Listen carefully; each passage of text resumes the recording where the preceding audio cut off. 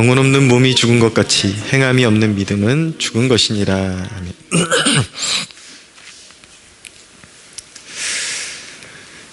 네, 여러분 혹시 마트에서 물건 이렇게 사고 나서 겉모양은 번지르르한데 박스는 너무 크고 좋아 보이는데 안에 뜯어보면 별것도 없는 그런 물건 사보신 적 있나요? 어떤 과일을 샀는데 위에 올려진 것들은 다 번지르르 해서 샀는데 밑에는 다 요만한 거, 골아 터진 것 이렇게 파는 경우들도 있죠. 그런 이제 상품을 사고 나면 구입한 입장에서 굉장히 화가 나더라고요.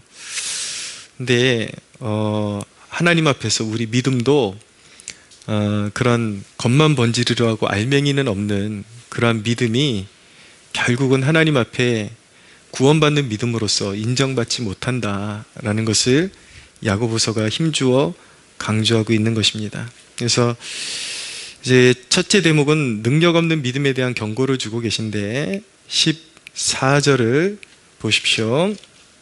14절을 보면은 내 형제들아 만일 사람이 믿음이 있노라 하고 행함이 없으면 무슨 유익이 있으리요? 그 믿음이 능히 자기를 구원하겠느냐? 오늘 하나님께서 오늘 믿는다 하는 우리에게 질문하시는 것이 바로 이것입니다. 그 믿음이 능히 자기를 구원하겠느냐? 하나님께서는 알맹이가 없는 믿음, 내용이 없는 믿음을 인정하시지 않는다라는 것입니다. 15절, 16절 보면 만일 형제나 자매가 헐벗고 일용할 양식이 없는데 너희 중에 누구든지 그에게 이르되 평안히 가라, 덥게 하라, 배부르게 하라 하며 그 몸에 쓸 것을 주지 아니하면 무슨 유익이 있으리요? 자, 우리 행함이 왜 그렇게 중요한가? 우리가 믿음이라고 말하는 것, 진실한 믿음에 대한 증거가 되기 때문에 그 행함이 그렇게도 중요한 것입니다. 자, 우리 안에 진실한 믿음이 있다면 그 믿음은 너무나도 고귀한 것이기 때문에 그 믿음이 한 영혼에 자리 잡기 시작하는 그 순간부터 심지어는 가난한 자도 부유한 자처럼 그렇게 변화시켜 놓고야 마는 것입니다. 사실은 깨닫고 나면, 이 믿음의 비밀을 깨닫고 나면 이 믿음의 세계에 들어와 있는 것, 전능하신 하나님의 손에 붙들려 있다라는 그 삶이 얼마나 사실은 부족함 없고 부요한 삶인지 알게 되기 때문에 진정한 믿음을 소유한 사람은 겉으로 보여지는 삶의 여건이 가난해 보이든지 조금 더 나아 보이든지 상관없이 그 사람의 마음 자체에 부요함이 일어날 수밖에 없다라는 것입니다.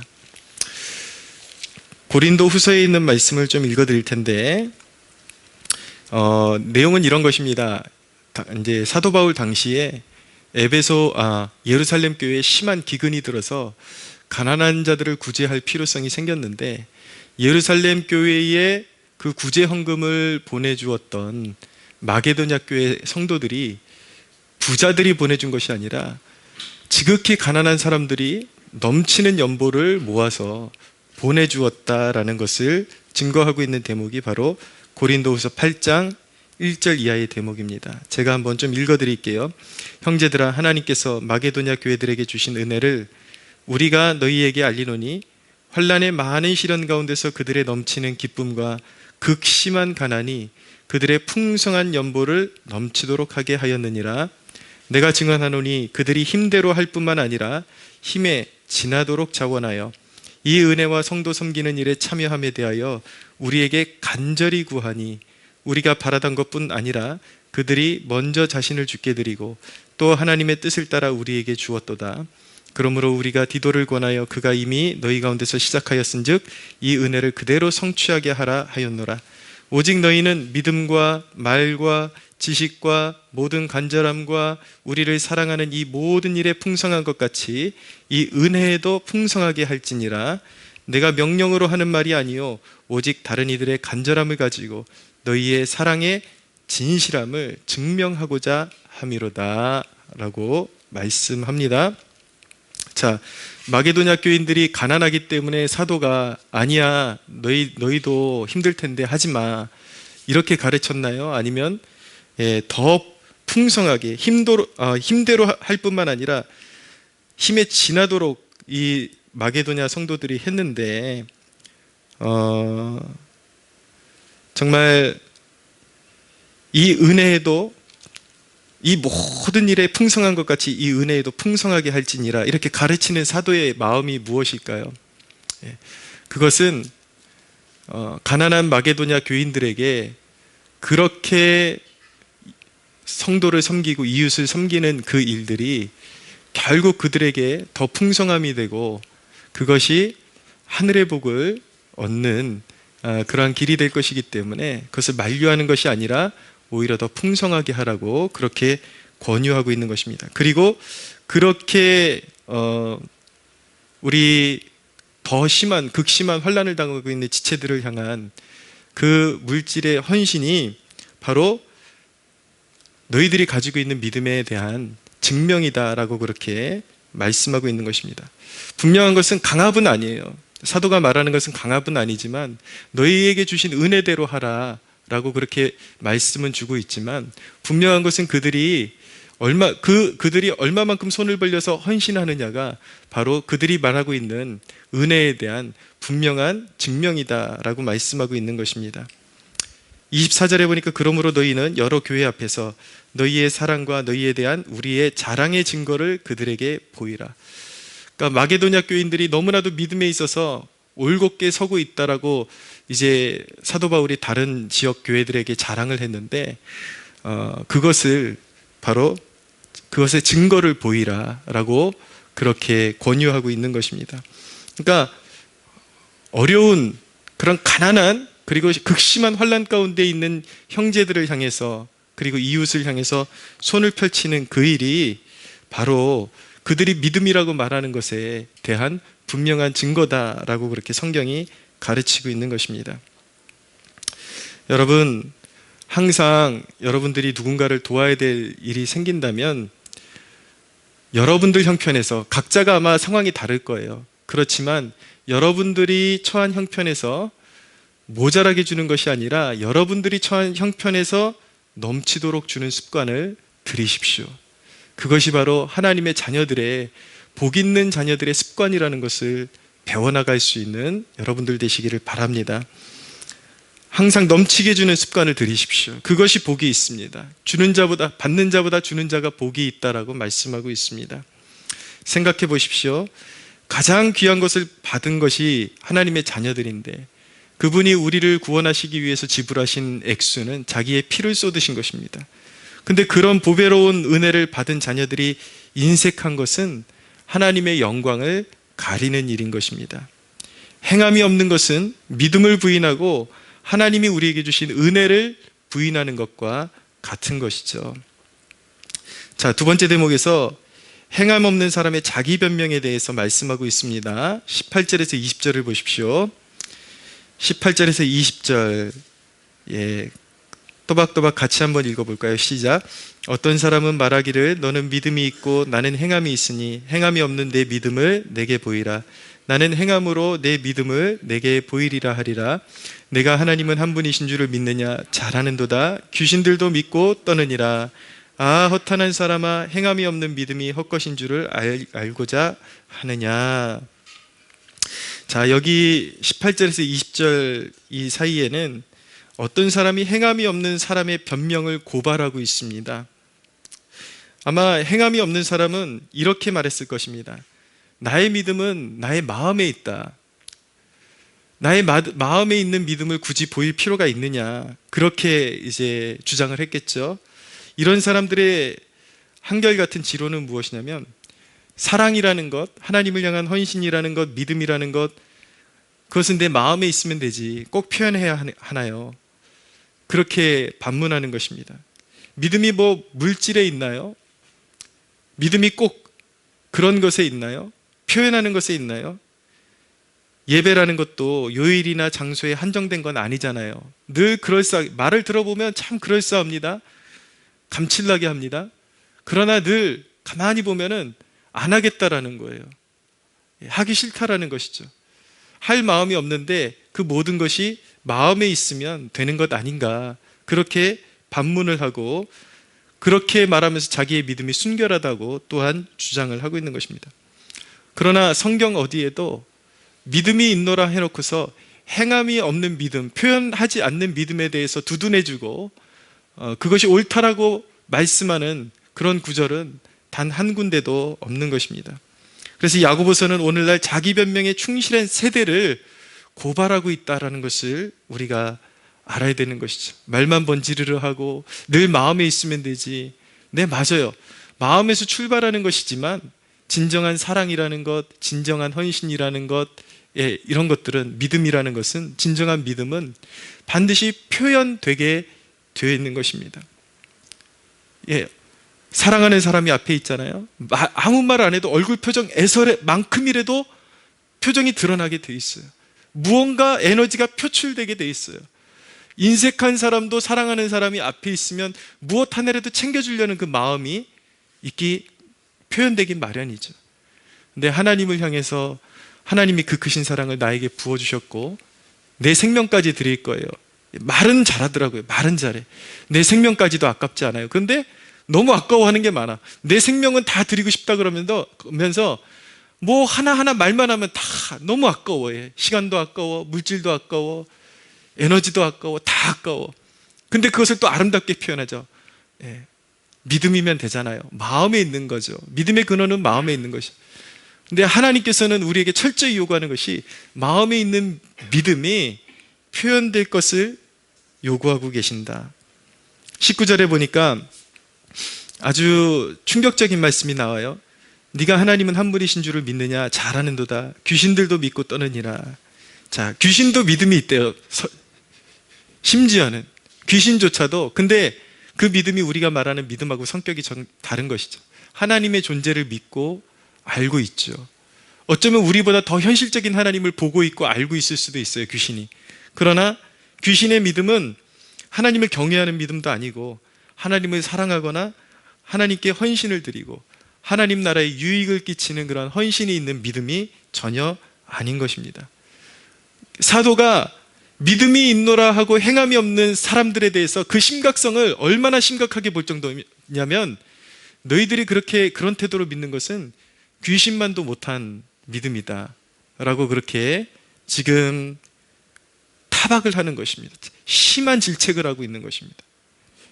그런 믿음은 결코 구원받는 믿음이 아니다라는 것입니다. 여러분, 하나님은요, 표현하는 믿음을 통해서 우리의 삶에 소중한 열매를 맺도록 그렇게 제정해 놓으셨습니다. 꽃가루가 퍼져나가서 그것이 정착하고 떨어지는 곳마다 수정이 되고 거기서 또 다른 새싹이 돋아나고 열매가 풍성하게 맺혀지는 것처럼 우리의 믿음이 우리의 손발과 행실로 드러나게끔 하셔서 그 원리를 통해서 꽃가루가 퍼져나가는 것처럼 우리의 귀한 행실들이 땅에 떨어져서 열매 맺도록 하나님께서는 그렇게 믿음의 원리를 제정해 놓으신 것이죠. 그래서 우리가 헌금을 드리는 것은 하나님의 주권을 인정하는 것이요, 구제하는 것은 생명의 씨를 뿌리는 것입니다. 그런 것들은 땅에 버려지는 것들이 아니라 하나님의 때에 반드시 거두게 되는 것입니다. 여러분, 그 사실 아십니까? 지옥에는 변명하는 사람들만 있다라는 것 꼭 기억하시기 바랍니다. 세기의 유수한 설교자들이 전했던 말씀이 바로 이것입니다. 지옥에 가면 온갖 핑계와 변명을 대는 사람들 뿐이 없다라는 것이죠. 왜 살았을 때 하나님 앞에 시간을 들이지 않았냐고 물어본다면 지옥에 있는 사람들은 이렇게 대답한다라는 것입니다. 사람들이 저를 너무 찾았어요. 너무 바빠서 하나님 앞에 시간을 드릴 여력이 없었어요. 그러나 하나님은 어떻게 대답하실까요? 하나님이 이렇게 대답하실 것입니다. 너의 힘으로 그 분주한 삶 가운데 너의 힘으로 살아갈 힘이 없고 하나님의 의를 이룰 수 있는 힘이 너에게 없기 때문에 너의 시간을 나에게 요구했고, 네가 나에게 시간을 주었더라면 내가 너의 일들을 돌보아주고 더 풍성한 열매를 맺게 했을 텐데 네가 그것을 거절했고 나를 신뢰하고 믿는 것을 거절했구나. 그래서 지금 지옥의 형벌을 당하는 것은 네가 그런 믿음으로 반응하지 않았고 그 믿음을 표현하지 않았기 때문에 결국은 당하는 형벌 아니겠냐라고 그렇게 말씀하실 것입니다. 많은 사람들이 물질에 대한 헌신도 아마 그렇게 핑계를 댈 것입니다. 더 급하게 필요한 데가 있었어요. 많은 사람들이 그렇게 핑계를 댈 것이죠. 그러나 하나님은 그렇게 말씀하실 것입니다. 너의 자원으로 네가 행복해질 능력이 안 되고 그것이 소진되는 길이기 때문에 나에게 믿음을 표현하라고 그렇게 길을 열어주었고 축복의 통로를 내가 알려주었는데 너는 나에 대해서 한 번도 진실한 적이 없었고 나에게 너의 삶의 문제를 맡긴 적이 없었구나. 단순히 물질의 문제가 아니라 그것은 믿음의 문제였고 너는 나를 한 번도 의지한 적이 없었다. 입으로는 주여 주여 했지만 실제적으로는 나를 의지한 적이 없고 믿음을 표현한 적이 한 번도 없었다 라고 주님은 책망하실 것입니다. 여러분 꼭 기억하십시오. 하나님께서 우리에게 요구하시는 믿음은 행함이 있는 믿음, 고백이 있는 믿음, 표현이 있는 믿음을 우리에게 요구하신다는 사실을 꼭 기억하시기를 바랍니다. 자, 세 번째 대목은 믿음의 조상들의 발자취에 대해서 말씀하고 있습니다. 두 사람에 대해서 말씀하고 있는데 한 사람은 아브라함이요 또 한 사람은 기생 라합입니다. 먼저 첫 번째 인물을 보면은 아브라함에 대해서 말씀하고 있는데 21절에서 22절을 보십시오. 제가 읽겠습니다. 우리 조상 아브라함이 그 아들 이삭을 제단에 바칠 때에 행함으로 의롭다 하심을 받은 것이 아니냐. 네가 보거니와 믿음이 그의 행함과 함께 일하고 행함으로 믿음이 온전하게 되었느니라 라고 말씀합니다. 아브라함은 어떤 인물입니까? 하나님이 아브라함에게 약속의 후사를 주시겠다고 약속하셨죠. 그러나 그 약속을 받은 지 25년이 지나서 이제는 아내 사라의 경수가 끊어지고 완전히 아이를 출산할 수 없는 지경까지 가게 되었습니다. 그 불가능 중에 하나님이 기적으로 주신 아들이 바로 이삭이었습니다. 근데 25년 만에 너무나도 귀한 아들을 품에 안았는데 하나님께서 정말 감당할 수 없는 요구를 하시는 거예요. 무엇이냐면 네 아들 이삭을 번제로 바쳐라 라고 말씀하신 것이죠. 아브라함의 심정이 어땠을까요? 25년을 기다려서 이제 약속의 자손을 받는데 그것을 이제 하나님께 바치고 나면 이제는 더 이상 또다시 그런 기적이 일어날 것이라는 그런 엄두가 나지를 않았을 것입니다. 그러나 아브라함은 이삭을 모리아산으로 데려가서 실제로 번제로 바치려고 했습니다. 그래서 결국은 하나님께서 그의 진실함을 보시고 아브라함을 천사를 통해서 말려서 내가 너의 진실함을 보았다라고 말씀하시죠. 아브라함은 어떻게 이렇게 진실하게 하나님 앞에서 행함으로 영광을 올려드릴 수 있었을까요? 하나님께서 네 아들 독자 이삭을 바치라고 했을 때에 아브라함은 어떻게 그것을 진짜로 바칠 생각을 할 수가 있었을까요? 그것은 바로 아브라함의 믿음이 있었기 때문인 것입니다. 하나님은 능력의 하나님이시요 불가능 가운데 아들을 주신 분이라면 분명히 이삭을 거두어 가신다면 그를 죽은 자 가운데 살리실 수 있는 능력이 우리 하나님께 있음을 그가 믿었기 때문에 분명히 하나님께서는 이삭을 돌려주실 것이라고 믿었기 때문에 그 믿음이 있었기 때문에 순종할 수 있었던 것입니다. 이와 같이 진정한 믿음은 반드시 헌신과 순종으로 하나님 앞에 보답하게 되어 있다는 것을 이 본문이 보여주고 있는 것입니다. 두 번째 인물은 누구입니까? 기생 라합입니다. 25절을 보십시오. 또 이와 같이 기생 라합이 사자들을 접대하여 다른 길로 나가게 할 때에 행함으로 의롭다 하심을 받은 것이 아니냐라고 말씀하죠. 기생 라합이라고 표현하고 있지만 원어에 가깝게 해석을 하면 창녀였던 것이 분명합니다. 그런데 이 창녀였던 라합이 여리고에 정탐을 했던 그 두 명의 정탐꾼을 숨겨주었던 이유는 무엇인가? 자기는 창녀 출신이고 구원받을 자격도 없음에도 불구하고 그럼에도 불구하고 하나님께 헌신하면 자기를 구원해 주실 것을 믿었다라는 것입니다. 자격이 아니라 은혜로 구원해 주실 것을 믿었기 때문에 하나님의 백성을 구원하는 일에 헌신했던 것입니다. 여러분, 라합이 이렇게 행동할 수 있었던 이유는 무엇이냐면 하나님의 구원을 진심으로 바랬고 그리고 이 헌신이 귀했던 이유는 무엇이냐면 자신의 모든 것을 버리는 결단이었기 때문인 것입니다. 하나님이 자신을 구원해 주실 거라는 그 믿음 가운데 라합은 자기의 모든 정체성을 버리기로 결단한 거예요. 자기의 민족, 그리고 자기의 모든 그런 이력들, 자기의 지금 이제 자기가 먹고 살아가는 그 모든 직업에 관련된 것들, 이런 것들도 이제 모든 것을 주님 발 앞에 내려놓고 주님께서 나를 도우시면 내가 구원을 받고 살리라는 그 믿음을 가지고 이제 자신에게 속한 모든 것들을 내려놓는 마음으로 하나님의 백성들을 맞이하고 그들을 여리고로 드리는 일에 그가 협력해서 구원을 받게 된 것입니다. 아브라함과 라합 이 두 사람의 공통점은 무엇입니까? 모든 것을 내려놓는 결단이었다라는 거예요. 이것이 바로 믿음이라는 것입니다. 믿음은 하나님께서 원하시는 것에 대해서 일말의 그런 어떤 고민도 없이 그 자리에서 내려놓을 수 있는 결단을 소유한 그 결단, 그 내면에 자리 잡고 있는 것이 진정한 믿음이다라는 것을 말씀하고 있는 것입니다. 여러분, 우리가 믿음으로 의롭다함을 받는다라고 그렇게 고백을 하는데, 우리가 구원받은 사람이라면 믿음으로 의롭다함을 받은 존재들인 것입니다. 믿음으로 의롭다함을 받을 때에 그것은 무엇을 고백하는 것이냐면, 예전에 옛사람인 내가 죽었음을 선언하는 거예요. 이제 내가 추구하던 것, 내가 의지하던 것, 모든 것이 십자가 앞에서 죽었음을 선언하는 것이, 나는 완전히 죽었고 내가 추구하던 것, 내가 의지하던 것이 완전히 내려놔졌다라는 것을 선언하면서 그리스도의 보혈의 공로를 힘입어 의롭다함을 받은 것입니다. 할렐루야. 할렐루야. 여러분, 내가 그리스도의 보혈로 의롭다함을 받았다라는 것은 나의 소유, 나의 특권들, 이것을 다 내려놓았다라는 뜻인 것입니다. 그래서 여러분, 진짜 옛사람의 죽음을 경험한 사람은요, 이미 하나님 앞에서 내가 추구하던 것들이 다 죽은 거예요. 다 드리기로 결정한 거예요. 그런데 여러분, 다 드리기로 결정했는데 나의 일부분을 떼어서 이웃을 섬기는 것이 그 사람에게 얼마나 편하겠습니까? 그렇잖아요. 근데 내 일부분을 떼어서 하나님 앞에 드리고 이웃을 섬기는 것조차도 발발발발 떤다면 그것을 과연 내 자신은, 내 옛사람이 완전히 죽은 것이라고 고백할 수 있겠습니까?